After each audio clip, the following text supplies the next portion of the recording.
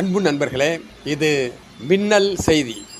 மகாகவி பாரதியின் புகழை உலகெங்கும் பரப்ப பாடுபட்ட பாரதி பேரொளி கவிஞர் எழுத்தாளர் எதிரொலி விஸ்வநாதன் ஐயா அவர்கள் ஜூலை 27 அன்று காலமானார்கள். அவருக்கு வயது 87. பாரதியின் புகழை பரப்புவதற்காக பாரதியின் படைப்புகளை ஆய்வு செய்து 20 நூல்களை எழுதியிருக்கின்றார்கள். அவர்கள் எழுதியுள்ள மொத்தம் 50க்கும் மேற்பட்ட நூல்களை எழுதியிருக்கின்றார்கள். அதில் 20 நூல்கள் பாரதியின் புகழை பரப்பவே அவர்கள் ஆய்வு செய்து எழுதிய நூல்கள். பலருடைய இலக்கிய ஆய்வுகளுக்கும் பாரதி பற்றிய ஆய்வுகளுக்கும் இந்த 20 நூல்களும் ஆதாரமாக இன்றும் இருந்து வருகின்றன, நாளையும் தொடர்ந்து இருந்து வரும். அத்தகைய அரிய பணிகளை செய்த கவிஞர் எழுத்தாளர் எதிரொலி விஸ்வநாதன் ஐயா அவர்களுடைய மறைவு எழுத்துலகையே திகைக்க வைத்திருக்கின்றது. அவர்களுக்கு அஞ்சலி செலுத்த பொன்மனச் செல்வன் கார்மிகிலோன் அவர்கள், நாடகவேந்தர் மதுரை சேகர் அவர்கள் மற்றும் இலசை கிருஷ்ணமூர்த்தி அவர்கள் கலந்து கொண்ட காணொளியை நாம் இப்பொழுது காண்கிறோம். நன்றி, வணக்கம்.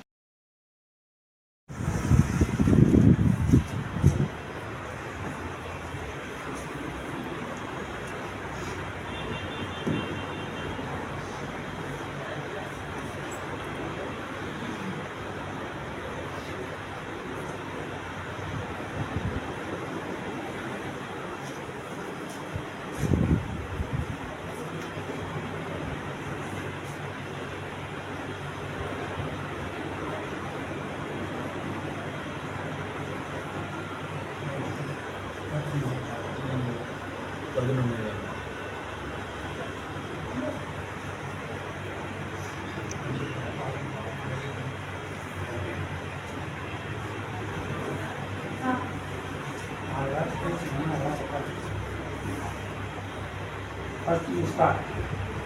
That's பேசுவேன் நான் சாதாரண செல்போன் எடுக்கிறதுனால இவ்வளோ தான்.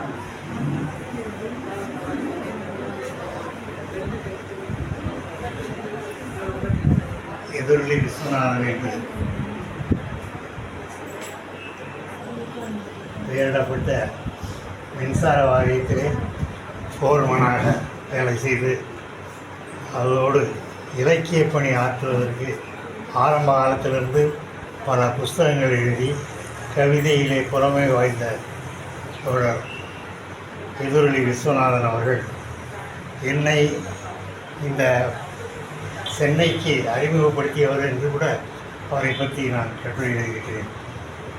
என்னை அவர்தான் பாலம் கல்யாண சுந்தரம் அவர்களிடத்தில் சென்று நாடகம் போடக்கூடியவர், ஏற்கனவே நாடகமெல்லாம் நடத்தியிருக்கிறார் அப்படின்னு சொல்லி அந்த பட்டியல் பூரா அவர்கிட்ட கொடுத்ததுக்கு பிறகு அதை படித்ததுக்கு பிறகு 60 பேரில் நாடகத்திற்காக எனக்கு மட்டும்தான் பரிசு கொடுத்தார்கள், விருது கொடுத்தார்கள். அதற்கு முழு காரணம் எதிரொலி விஸ்வநாதன் அவர்கள் தான். அதைத்தான் நான் என்னுடைய கட்டுரையிலும் எழுதியிருக்கிறேன். அவரை பிரமாதமாக அவருடைய இதில் அவரை பற்றி எழுதக்கூடிய ஒரு கட்டுரையிலே அவரை எழுதியிருக்கிறேன். அது மட்டும் அல்ல, இவர் என்ன சொல்லுவார், நான் என்னை பார்த்தா ஒரு நாடகத்தில் இவரையும் பங்கேற்க வைத்து நடிக்க வைத்து விட்டேன். அப்படி சொல்லுவார், என்னை கரெக்டான அந்த வேஷத்துக்கு தகுந்தாப்புல என்னை எப்படி தேர்ந்தெடுத்தீங்க நீங்கள் அப்படின்னு சொல்லி கேட்டாங்க. கோழைக்கண்ணனாக இவர் நடித்தார். அந்த நடிப்பு நடிப்பும் நல்லா இருந்தது. அந்த இது சொன்னார். அவர் என்னை பற்றி எழுதியிருக்கார். ஒரு சில பேர் 2.5 மணி நேரம் நாடகம் எழுதுவாங்க. இவர் அதை 2.5 மணி நாடகத்தை 70 நிமிஷத்திலேயே எழுதி முடித்து விடுவார் என்று என்னை பற்றி எழுதியிருக்கிறார். அந்த எழுதியதை கூட நான் என்னுடைய பட்டியலில் வைத்திருக்கிறேன், எல்லாருக்கும் காமிக்கிறேன். அப்படிப்பட்ட என்ற என்னுடைய நண்பர் நேற்று இரவு காலமானார் என்ற செய்தி கேட்ட உடனே எங்களால் தாங்க முடியவில்லை. நாங்களும் பல பேரிடம் ஃபோன் செய்து சொல்லி நேரடியாக பார்க்க வேண்டும் என்று நினைத்தோம். ஆனால் பல நேரங்களில் வர முடியவில்லை. கடைசியாக அவரை இந்த கோலத்தில் தான் பார்க்க வேண்டிய ஒரு நிலைமை எங்களுக்கு வந்துவிட்டது என்று நாங்கள் ஆழ்ந்த வருத்தத்தோடு சொல்கிறோம். எதிரொலி ஐயாவின் அன்பு புதல்வர் பேசுவாங்க இல்லை சரி பேசுங்க இப்போ மன்றத்தில் பேசுங்க ஸ்பீக் தென் ஸ்பீக். பாரதி பேரொளி, பாரதி பக்தர், பாரதி பித்தர் என்றெல்லாம் போற்றி புகழப்பட்ட எங்கள் எதிரொலி ஐயா அவர்கள் எத்தனை புத்தகங்கள் பாரதியை பற்றி எழுதி குவித்தார்கள். அவருடைய புத்தகத்தை படித்து மேற்கோள் காட்டி புகழ் பெற்றவர்கள் ஏராளம். ஆனால் அந்த புத்தகத்தை எழுதிய இந்த பெருமகனாரின் புகழ் எதிர்பார்த்த அளவிற்கு பரவவில்லையே ஏன் என்ற கேள்வி எங்களை போன்றவர்களுக்கெல்லாம் நெஞ்சில் உறுத்தி கொண்டே இருக்கிறது. இருந்து கொண்டே இருக்கிறது என்று சொல்ல மாட்டேன், உறுத்தி கொண்டே இருக்கிறது. அத்தகைய மாமனிதர் எந்த ஒரு தகவலையும் ஆதாரம் இல்லாமல் சொல்லியதே கிடையாது. யுகக்கவிஞன் பாரதியோடு பழகிய பெருமக்களோடெல்லாம் பழகியவர், திருவிக்காவிடம் பழகியவர், சாமிநாத சர்மா, நாமக்கல் ராமலிங்கம் பிள்ளை அவர்கள் என்று பேர், ஆக்கூர் அனந்தாச்சாரி என்று பெரும் பட்டியலே சொல்வார்கள். இத்தகைய பெருமக்களோடு எல்லாம் பழகி உள்ளேன். பாரதியால் அன்பு தம்பி என்று அழைக்கப்பட்ட பரளி நெல்லையப்பரோடு பழகி அவருடைய மாணவராகவே இருந்தவர். பரளி நெல்லையப்பரின் வாழ்க்கை வரலாறு எழுதப்பட்டது என்றால் அதற்கு முதல் காரணம் நம் ஐயா அவர்கள்தான். மணிவாசகர் பதிப்பகம் அந்த புத்தகத்தை பதிப்பித்தது. பரளி நெல்லையப்பரை பற்றி ஏராளமான தகவல்களை எல்லாம் சொல்வார்கள். பரளி நெல்லையப்பருக்கு தியாகி பென்ஷனை அரசாங்கம் நிறுத்திவிட்டது. அந்த தியாகி பென்ஷனில் தான் வாழ்ந்தார். அந்த பென்ஷன் நிறுத்தப்பட்ட பொழுது நாரண துரைக்கண்ணன் ஐயா அவர்கள், அவை டி.கே. சண்முகம் ஐயா அவர்கள் போன்ற பெருமக்களோடு நம் ஐயா அவர்களும் சேர்ந்து போராடி அந்த பென்ஷனை மீண்டும் பெற வைத்தவர். அத்தகைய மாமனிதர் பொது மேடையில் சொல்லியதே இல்லை. என்னிடம் தனிப்பட்ட முறையில் பேசும்போது இந்த தகவல்களை எல்லாம் சொன்னார். Humility is required, but to certain extent only. We don't have to talk about ourselves. சொல்ல வேண்டியது சொல்ல வேண்டும், இல்லை என்றால் சொல்லாமலேயே அது போய்விடும். வாழ்ந்த போது இந்த மாமனிதரின் புகழ் அந்த அளவிற்கு பரவவில்லையே. இவர் சொல்லி இருக்க வேண்டும். அளவு கடந்த தன்னடக்கம். அன்பு நண்பர்களே, இங்கே ஒன்றை சொல்கிறேன். யுகக்கவிஞன் பாரதி மறைந்த போது முதலாம் நினைவஞ்சலி செலுத்தப்பட்டது. சுப்பிரமணிய சிவா சொன்னார், கவிஞர்களுக்கு வாழும் போதே அவருக்கு உரிய புகழையும் மரியாதையும் தந்து விடுங்கள், மறைந்த பிறகு படத்திற்கு மாலை போடுவதால் என்ன பயன் என்று சொன்னார்கள்.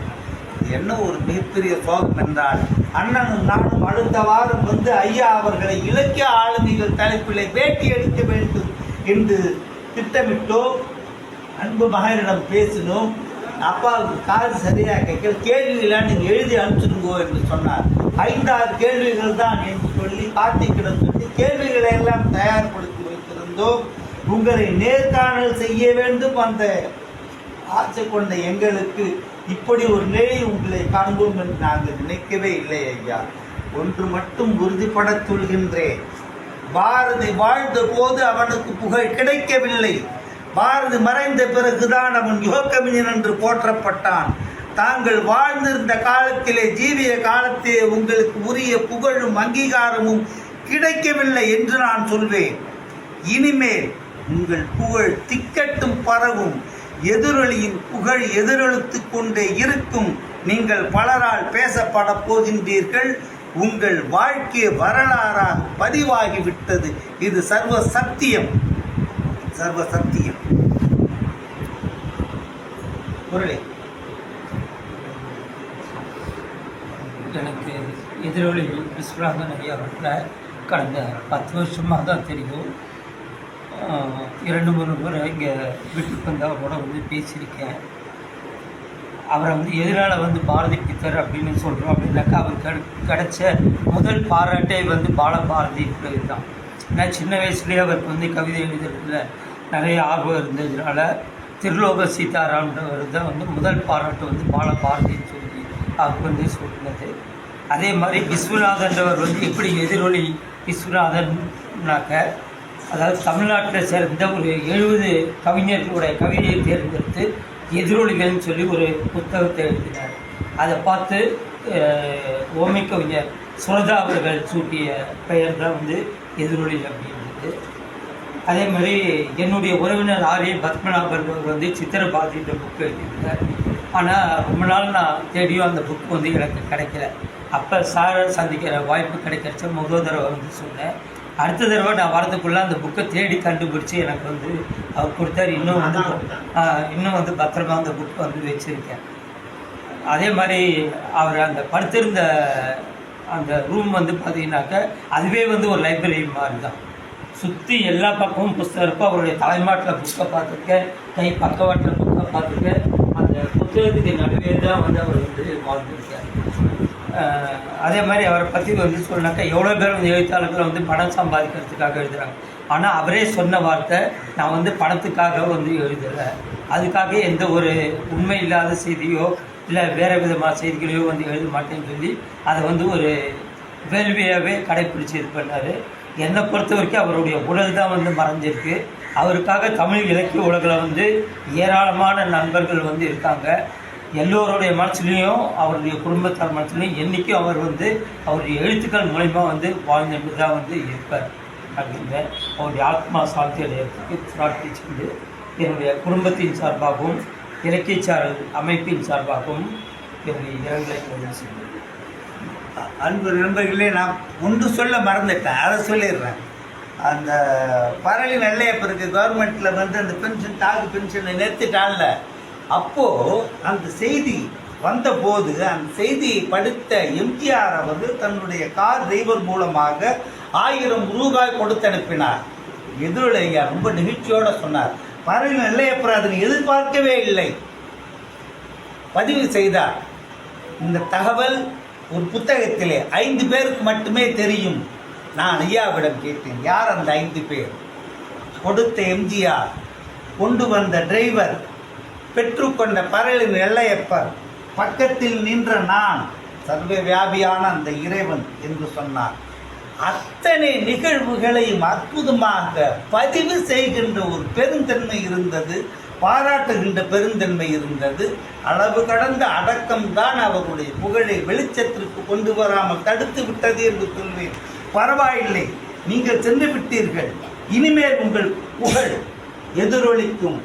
அதற்கு இலக்கிய கூட்டம் தயாராக இருக்கிறது.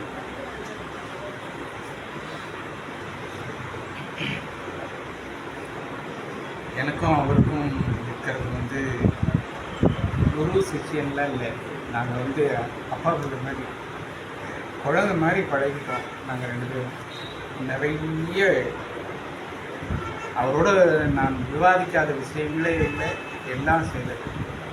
நான் விளையாட்டாக வந்து அவரை பார்த்து பேசிகிட்டு இருக்கும்போது, இனிமேல் இதை நீங்கள் நடத்துங்க அப்படின்னு அவர் தொடங்கிய பாரதி நெல்லையப்பர் மன்றத்தை வந்து எனக்கு கொடுத்தாரு. விளையாட்டாக கொடுத்தாருன்னு சொல்ல முடியாது, அவர் அறிந்திருந்தார் இவரால் தொடர்ந்து நடத்த முடியும்னு அவர் நினச்சிருக்கிறார். யாரானாலும் சரி இன்னும் கொண்டு வந்து நிறுத்திடுவார். அதுக்கு இப்போ என்ன தேவையில்லை, பெரிய அறிமுகம் தேவையில்லை, நீண்ட நாள் பழக்கம் தேவையில்லை. இவர் கவிஞர் அப்படின்னா போதும், உங்கள் கவிதை நல்லா இருக்குதுன்னு சொல்லுவார். கவிதை படிக்கணும்னு கூட அவசியம் இல்லை. எல்லோரையும் முன்னிறுத்துகின்றவர். அவரை அவர் முன்னிறுத்தி கொண்டு போயிருந்தாருன்னு வச்சுக்கோங்களேன், சில பேர் மாதிரி சில கலைஞர்கள் மாதிரி எல்லா இடத்துலையும் ஒரு பட்டு வெட்டி பட்டு தீபா போட்டு போயிருந்தாங்க. அவர் எங்கேயோ போயிருக்க வேண்டிய 80 புத்தகம் எழுதுறது ஒன்றும் சாதாரண விஷயம். 80க்கும் மேற்பட்ட புத்தகம். இன்றைக்கி பாரதி ஆய்வு செய்து பல்வேறு விருதுகள்லாம் வாங்குகிறாங்க, நிறைய பேர் வாங்குகிறாங்க. ஆனால் அந்த ஆய்வுடைய அடிப்படை எதிரொலி சொன்னார். பாரதிக்கு விடுதலைங்கிற அந்த ஒற்றை புத்தகம் தான் இன்றைக்கி இருக்கிற எல்லா ஆராய்ச்சிக்குமான அடித்தளம். அதில் இருக்கிற செய்திகளுக்கு சான்று தேடுவதும் புகைப்படம் தேடுவதுமாக தான் எல்லாரும் இருந்திருக்கிறாங்க. எதிரொலி விஸ்வநாதன் தான் பாரதிக்கு விடுதலைங்கிற நூலை எழுதி அந்த நூலுக்கு சிறந்த நூலுக்கான தமிழக அரசினுடைய விருதையும் பெற்ற ஒரு சொல்லதுக்கு நிறைய இருக்குது. அவர் சொன்னார்ல, அவர் 6ஆம் கிளாஸ் படிக்கும்போதே கவிதை எழுதினார் அப்படின்னு சொல்லி.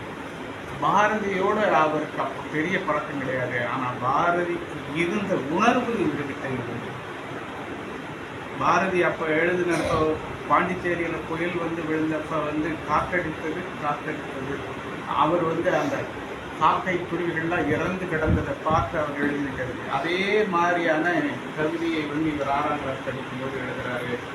அந்த எல்லா உயிர்களிடத்திலும் அவருக்கு அன்பு இருந்தது பாரதிக்கு. அந்த உணர்வு இவர்கிட்ட இருந்தது. அதுதான் இவரை பற்றி பேசுறதுக்கு எழுதுறதுக்கெல்லாம் இன்னும் எவ்வளோ தகவல் இருக்குது. ஆனால் யதார்த்தத்தில் என்ன செய்கிறோம் அப்படின்னா, நாமெல்லாம் நம்முடைய வேலைகளுக்குள்ள அவர் தன்னுடைய வேலை நேரத்தில் தமிழுக்கும் பாரதிக்கும் இடத்தை ஒதுக்கி அந்த ஆராய்ச்சியிலிருந்து எழுதி கொண்டே இருந்தார், பதிவு செய்து கொண்டே இருந்தார். நம்மள சில நேரங்களில் என்ன பண்ணிடுறோம்னா, நம்ம வேலை வந்த உடனே பொது வேலை விட்டுட்டு போயிடும். அப்படி இல்லாமல் இப்போ தான் ஒரு 2 வருஷமாக அவர் எதுவும் கட்டுரை எழுதுறதில்லைன்னு நினைக்கிறேன். அது கூட ஏதாவது எழுதி வச்சிருக்கிறாரான்னு தேடினா தான் தெரியும். ஏதாவது எழுதியிருப்பார், கண்டிப்பாக எழுதி வச்சிருந்திருப்பார். மேன்ஸ்கிரிப்ட் நிறைய கிடைக்கும், அதெல்லாம் திரும்ப பதிவு கொண்டு வருவதற்கு முயற்சி செய்வோம். எதிரொலி விஸ்வநாதன் தான் என்னை அடையாளப்படுத்தியது.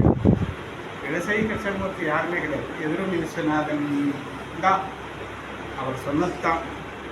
இன்றைக்கும் எவ்வளோ நண்பர்கள் வந்து எதிரொலியை விசாரிக்கணும்னா என்ன கேட்குறாங்க, என்கிட்ட பேசுகிறாங்க. அவர் சார்ந்த தகவல்களை வந்து கேட்டுக்கிறதுக்கு எங்கிட்ட தான் வராங்க. அவர் தொடர்புடைய நிறைய தகவல்கள் புத்தகங்கள்லாம் எங்களுக்கு இருக்குது. அதையெல்லாம் மீண்டும் ஒரு மறுபடி கொண்டு வந்துற ஒரு நெல்லையப்பர் மன்றம் அதற்கான முயற்சிகளை செய்யும். நான் உண்மையிலே இந்த தடவை அவர் வந்து பார்க்கணும்னு 16ஆம் தேதி நெல்லையப்பர் மன்ற நிகழ்வு இருக்கு. பார்க்கலாம், தொடர்ச்சியாக அவருடைய வேலையை நாம் தொடர்ந்து முன்னெடுப்பதும் அதை அடுத்த தலைமுறைக்கு கொண்டு சேர்க்கிறதுமாக நாம் இருக்கணும். அதற்கான பலன் இலக்கிய உலகத்திலிருந்து நமக்கு கிடைக்கும் என்று நம்புவோம். இலக்கிய உலகம் அவரை கொண்டாடும் என்று நாம் நம்புவோம். அந்த பணிகளை என்னால் என்ன முடியுமோ அதையெல்லாம் நாம் தொடர்ந்து செய்து கொண்டிருக்கிறோம். இலசைக்கும் அப்பாவுக்கு இருக்கிற உறவு பார்த்தீங்கன்னா, நானும் அப்பாவும் என்னை எவ்வளோ தூரம் திட்டுவாரோ அதே அளவுக்கு இலசை. அதே நிமிஷம் அப்படியே ஒன்றா மாறிக்கும். அந்த அளவுக்கு வந்து அவர்கிட்ட ரொம்ப உரிமையாக இருக்கும். எது பண்ணாலும் சரி, சரியோ தப்போ திட்டுவார். இவரும் அதுக்கேற்ற மாதிரி சண்டை போடுது. நீங்க போங்க, நீங்க என்னங்க அப்படி பேசுறீங்க, அதெல்லாம் இல்லைங்க, இப்படிதாங்க. 2 பேரும் அவ்வளோ தூரத்துக்கு சண்டை போடுவாங்க. அதே நிமிஷம் அடுத்த நிமிஷம் அது மாறிடும். அதுவும் இந்த பாரதி நெல்லையப்பர் மன்றம் வந்து ரொம்ப வந்து இலசையும் அப்பாவும் ரொம்ப நெருக்கமாக எல்லா விஷயத்துக்கும் அவர் ஓடுவார். நெல்லையப்பர் வந்து இன்றைக்கு அப்படி ஒரு மனுஷன் வரலாற்றில் இருந்தான் அப்படின்னு தெரியறதுக்கு ஒரே காரணம் எதிரொலி சொன்னாங்க. இன்னைக்கு யாரோ நெல்லையப்பரை பற்றி எழுதுறாங்க, யாரெல்லாமோ நெல்லையப்பரை சொல்றாங்க. ஆனால் விரிவான புத்தகம் அவரால் மட்டுமே முதலில் எழுதப்பட்டது. புத்தகம் மட்டும் இல்லை, அவர் நெருங்கி பழகியவர், மாணவர், தூக்கி சொன்னவர். அவர் இருக்கிற வரைக்கும் அவர் எதிரொலி நெல்லையப்பரை தான் பேசிட்டே இருப்பார். நெல்லையப்பரை பற்றிய எல்லா தகவல்களும் அடங்கிய புத்தகம் வந்தவர் தான். ஏன் அவர்கிட்ட இவருக்கு பற்று வந்ததுங்கிறதுக்கான காரணம் இல்லை, எனக்கு இவர் மேலே வந்து ஏற்பட்ட பற்று. நாங்கள் 2 பேருமே வந்து சித்தாந்த ரீதியாக வேறு வேறு திசையில் இருக்கிறார். ஆனால் அவர் எடுத்த காரியத்தை முடிக்கணும்னு அவருக்காகவே நான் வேலை செய்யணும்.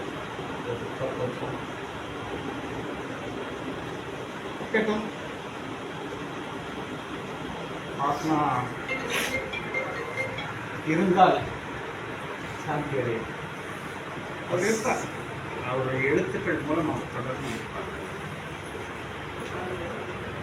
அந்த புக்ல வந்து அந்த புக்ல 65ஆம் பக்கமும் 67ஆம் பக்கமும் அதுல வந்து பாரதி வந்து குடிஞ்சுட்டு இருப்பார். அது அவருக்கு ரொம்ப பிடிச்ச போட்டோ.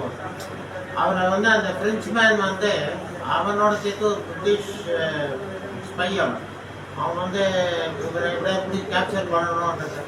அவர் அப்படி குடிஞ்சுட்டு இருக்கிறது வந்து சினிமாவில் வந்திருக்கா என்னன்னு எனக்கு தெரியல, நான் சினிமா பார்க்குறவங்க கிடையாது. அப்படி குடிஞ்சிருக்கிற ஃபோட்டோ வந்து அவருக்கு ரொம்ப பிடிக்கும். அது 65ஆம் பக்கமும் 67ஆம் பக்கம் நினைக்கிறேன். கரெக்டாக எப்பவுமே ஞாபகம் வச்சுப்பேன், மறக்க மாட்டேன். அது இது அது எங்கள் அம்மாகிட்ட ரொம்ப விரும்பி சொல்லுவார், இந்த புக்கு கிடைக்கவே கிடைக்காது, இது எப்படி கிடைச்சது. ஏன் சிவராமனோட பிரதர் ஏன் மகாதேவன் வந்து எங்கள் அம்மாவுக்கு ஒரு மச்சினார், அப்புறம் எனக்கு சித்தப்பா, பெரியப்பா இல்லை சித்தப்பா. ஏன் சிவராமன் வந்து எனக்கு பெரியப்பா, இவர் வந்து சித்தப்பா. ஆனால் ஓன் பிரதர்ஸ் தான். அவர் முதல்ல பதிப்பு பார்த்துட்டார், இவர் மற்ற தினமணியை பார்த்துட்டார். அதனால அந்த புக்கு அவார்ட்லேருந்து அவர் எங்களுக்கு கொடுத்தார், அதை நான் எங்களுக்கு கொடுத்தேன். அது அவ்வளோ ரசிக்கத்தக்க ஒரு புஸ்தகம். அதில் எல்லாமே அடங்கியிருக்கு. அதில் பாரதியை பற்றின அத்தனை விஷயங்களும் அப் டு டெத் வரைக்கும். அந்த கனகலிங்கத்தோட ஃபோட்டோ, ஒரிஜினல் ஃபோட்டோ, அவருக்கு அந்த கனகலிங்கத்துக்கு வந்து இது போடுறார், பூனல் போடுறார், எக்கியோபாவியை தான் அவரே வந்து பண்ணி வைக்கிறார். அது வந்து அவர்கிட்ட அந்த இதெல்லாம் அவருக்கு ரொம்ப பிடிச்சிருந்து. எப்படி இது கிடைச்சது, அவருக்கு பரம சந்தோஷம். வந்து அந்த சித்திர பாரதி அவருக்கு அவ்வளோ சந்தோஷம். First class book. எதிரொலி ஐயா அவர்களோடு 20 வருடங்கள் பழக்கம் இருக்கின்றது. ஐயா அவர்கள் ஒவ்வொரு இலக்கிய விழாவாக வந்து பாரதி புகழ் பரப்புவதை நேரில் கண்டிருக்கின்றோம். தமிழே மூச்சாகவும் பாரதியே உயிர் காற்றாகவும் கொண்டு வாழ்ந்து கொண்டிருந்தார்கள். எப்பொழுது எங்கு பார்த்தாலும் பாரதியை பற்றியே பேசுவதை நான் கேட்டிருக்கிறேன். 20 நூல்களை ஆய்வு செய்து பாரதியை மட்டுமே 20 நூல்களை வழங்கியிருக்கிறார். அந்த 20 நூல்களுக்கும் ஆயுள் பெட்டி, அறிவே கிடையாத நூல்கள்.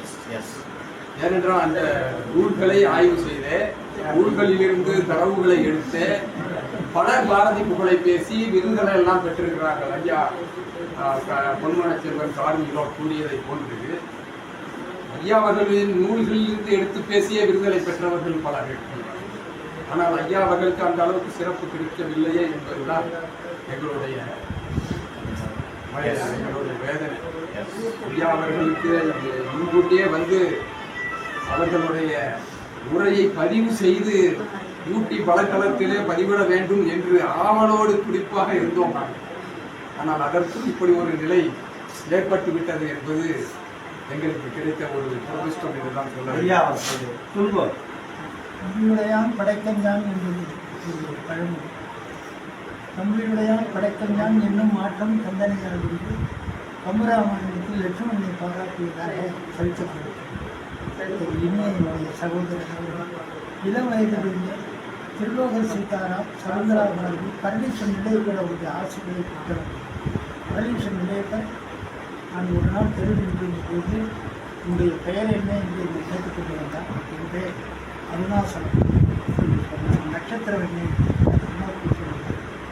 பிறகு அவர் என்னை கடைக்கு என்பதை அழைத்து சென்றார். பிறகு என் தம்பியை அவரை அறிமுகப்படுத்தினார்.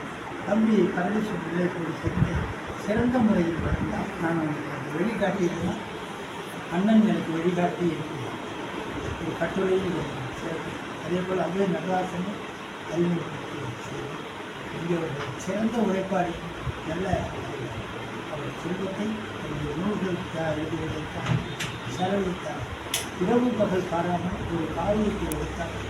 செய்வன தெரிந்தச்சே என்பதற்கு இலக்கணமாக உள்ளது. குடிக்க மாட்டால் சாப்பிட மாட்டால், காலை எழுந்து மாலை எழுதி விட்டு முடித்து விட்டு தான் வேலை செய்வேன். தம்பி போல நான் வந்து தைரியமும் முன்னேறும் கருத்து இல்லாதவன், மிகவும் தயக்கம் உடையவன், பயமுடையவன். எனவே என்னுடைய தம்பி போல் வாழ்வில் நான் முன்னேறுவேன். அந்த தயக்கம் பயம். தம்பி நீ நூல்களை எழுதிட்டு ஷாம்லா பதிப்பகத்தில் 2 நூல்களை வெளியிட்டார். வானவில் ரவியிடம் சொல்லி பாரதி தொண்டர்கள் பாரதி பொள்ளாச்சி மகாவின் புறவலாயிரத்து மாப்போச்சி காப்பாளர் பெரிய அவரை நல்லா ஸ்ரீ சாஸ்திரநாமம் தமிழ்வானம் போன்ற இடத்துல நான் சொந்த நாள் வேலை செய்யும்போது இந்த சங்கத்தில் குழந்தைகளுக்கெல்லாம் ஏற்பாடு செய்து கொடுத்து போட்டிகளுக்கெல்லாம் 20 வருஷம் இருந்தேன் சார். அதனால் பாரதி பரிசுக்கு இவர் பரிந்துரை என்னை தம்பி செய்து 3000 பரிசாக எடுத்து பாரதி முன்னாள் சிறப்பித்தார். அருமை தம்பிகளுக்கு வாழ்க்கை 4 தம்பிகள் தம்பி இளமையில் காலமாகிட்டார். இன்னும் அவர் தம்பிகள் இருக்கிறார். தூரம் வர இல்லாத பார்த்து தம்பிக்கு துயரம் தாங்க முடியாது. கையை இழந்தது போல இருக்கிறது. ஆத்மா சாந்தி செல்வத்தை இன்னும் சிறப்பாக செலவழித்து அரசாங்கத்தில் விடுமுறை பெற்று கல்கத்தா, டெல்லி போன்ற இடங்களில் சுற்றி பேசும் மணி ஆராய்ச்சி செஞ்ச மாதிரி இவருடைய தன் செல்வத்தை தான் பாரதிக்கு இன்னும் மேலான முறையிலே சீனி விஸ்வநாதன் மேலே சாகித்ய கலைஞர் சொல்ல வந்திருப்பார். ஆனால் அந்த அளவு குடும்பத்தில் ரொம்ப அன்புடைய பற்று பாசம் உள்ளது. அதனால் இந்த குடும்ப செலவு சொல்வதில் அந்த எழுத்துக்கள் மேலும் முன்னேற வசதி இந்த தம்பி வீட்டில் தம்பி தம்பி இந்த அளவில் உதவி செய்வார். கார்மோனியம் வந்து அவருக்கு மிகவும் வேண்டுவார் விசாரிக்கிறார். கார்மோனியம் சிறப்பிக்கிறார். நானும் கார்மோனியம் ரொம்ப கேள்வி விமர்சனங்களை தவறாத தினமணிகள் வருவதற்கு ஒரு மின்னொழி என்று ஒரு எழுதாமல் சொல்லுவது ஒரு பெரிய நிலையத்தில் அதிகாரியாக நினைக்கிறேன். பலர் கேட்டால் நான் கார்மோனியோட பார்க்கக்கூடாது. அவர் தான் நண்பர்கள் இருப்பார். உதாரணம் அதனால் எழுத்தாளர் உடனே எழுத்து இதெல்லாம் சித்திரமும் கைப்பழக்கம் சிந்தமும் மாப்பழக்கம் வைத்து ஒரு கல்வி சமாப்பழக்கம் நடையும் நடக்கிறது. நட்பும் தயையும் கொடையும் குறைவு அது கொடுப்புக்காக இருக்குன்னு சாதாரணமாக வராங்க. வெறும் படிப்பினாலும் பழக்கத்துறாங்க. அதனால் கடைசியில் அப்படியார் நட்பு தயை கொடை கொடுக்கக்கூடிய குணம் இதெல்லாம் இயற்கையாக அமையும் ஜாதகத்தில் கார்மோனியம் போன்றவர்களாகவும் பல ஏழை எழுத்தாளருக்கும் கார்மோனியம் 25,000 நமக்கு உதவி செய்தார்கள். பத்திரிகை இப்படி நல்லவர்களாக தம்பூர் ஆத்மா இல்லாமல் அவர் போட்டி வழங்கக்கூடிய நியாயத்தை பேச வாய்ப்பு தம்பி ஆத்மா அவர் குடும்பத்துக்கு சப்ஸ்கிரைப் மின்னல் கலைக்கூடம்.